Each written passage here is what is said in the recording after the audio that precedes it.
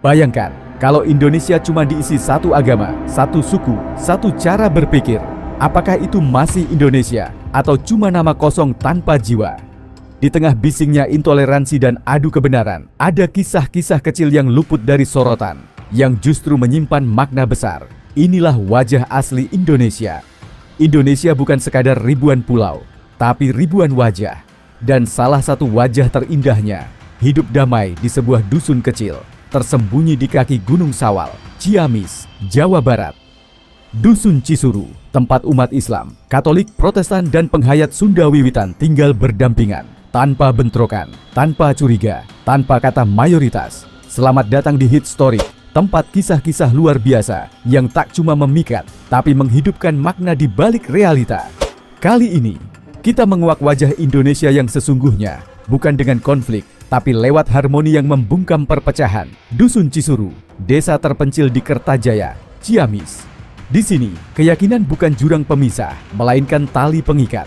Bayangkan, satu keluarga bisa terdiri dari penganut Islam, Katolik, bahkan Sunda Wiwitan. Tapi tak ada suara ribut soal kebenaran siapa yang paling sah.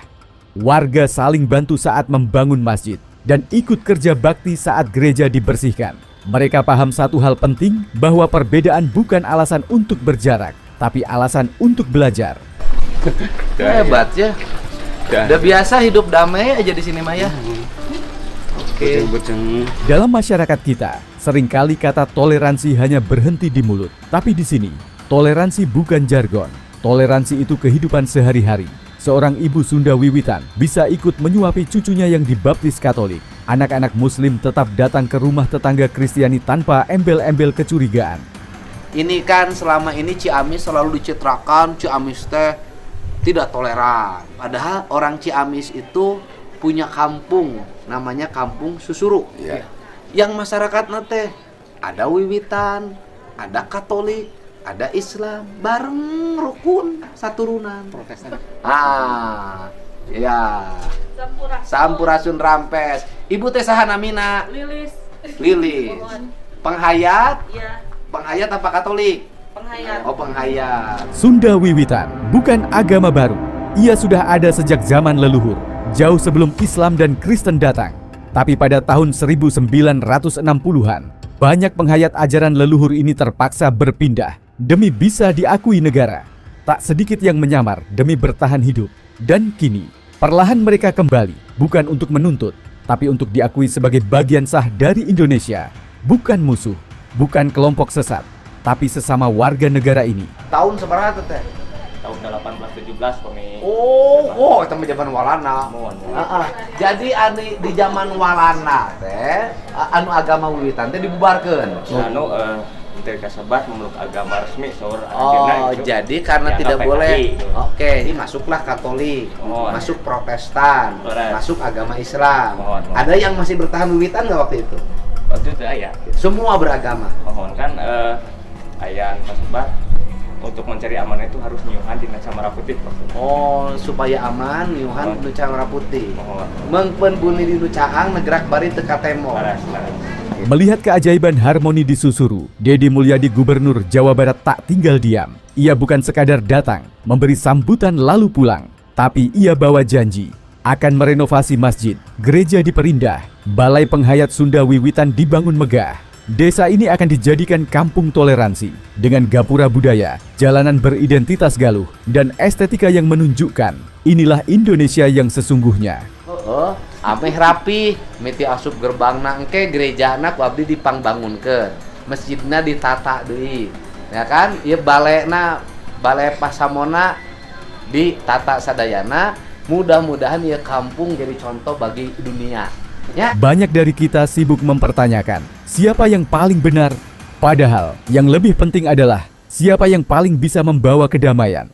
Di dusun kecil ini tak ada teologi debat, tak ada unggah-ungguh doktrin yang saling mengancam. Yang ada hanyalah cinta yang menjelma dalam gotong royong, senyum tetangga, dan doa yang berbeda arah, tapi satu tujuan. Kalau kita masih sibuk cari kesalahan dari keyakinan orang lain, datanglah ke Cisuru. Kita akan sadar, mungkin yang salah itu cara kita memandang perbedaan. Di sini, wajah asli Indonesia tak perlu topeng nasionalisme. Ia bersinar dari hati yang mau menerima, bukan hanya mengaku paling benar. Nah, di kampung ini warganya beragam agama. Ibu agamanya? Katolik. Bapak? Islam. Ya, Sunda Wiwitan. Ibu? Sunda Wiwitan. Ibu? Bapak? Katolik. Bapak? Islam. Teteh? Islam. Islam. Ini bukan sekadar cerita toleransi. Ini adalah pelajaran hidup bahwa Indonesia tak pernah kekurangan kebaikan. Kita hanya perlu berhenti melihat perbedaan sebagai ancaman dan mulai melihatnya sebagai anugerah. Seperti yang Allah firmankan dalam Al-Quran, surah Al-Hujurat ayat 13, yang artinya, "Wahai manusia, sungguh kami telah menciptakan kamu dari seorang laki-laki dan seorang perempuan. Kemudian kami jadikan kamu berbangsa-bangsa dan bersuku-suku agar kamu saling mengenal. Sesungguhnya yang paling mulia di antara kamu di sisi Allah ialah orang yang paling bertakwa. Sungguh Allah Maha Mengetahui, Maha Teliti." Wallahu a'lam. Ayat ini menekankan bahwa perbedaan bukan untuk saling memusuhi, tapi untuk saling mengenal dan menghormati. Perbedaan itu bukan luka, ia adalah warna. Dan Indonesia adalah lukisan Tuhan yang tak mungkin indah jika hanya satu warna saja. Jika cahaya mentari bisa menyinari rumah semua umat, mengapa kita membatasi cahaya cinta hanya karena perbedaan? Karena sejatinya cinta tidak beragama, tapi semua agama mengajarkan cinta. Sebagaimana hadits Nabi SAW yang diriwayatkan oleh Bukhari dan Muslim. Tidak sempurna iman salah seorang dari kalian sampai ia mencintai saudaranya sebagaimana ia mencintai dirinya sendiri. Cinta dalam Islam adalah saling mendoakan, mendukung, dan menjaga kebaikan pada saudaranya, baik saudara kandung, sekeyakinan, setanah air, atau sesama manusia.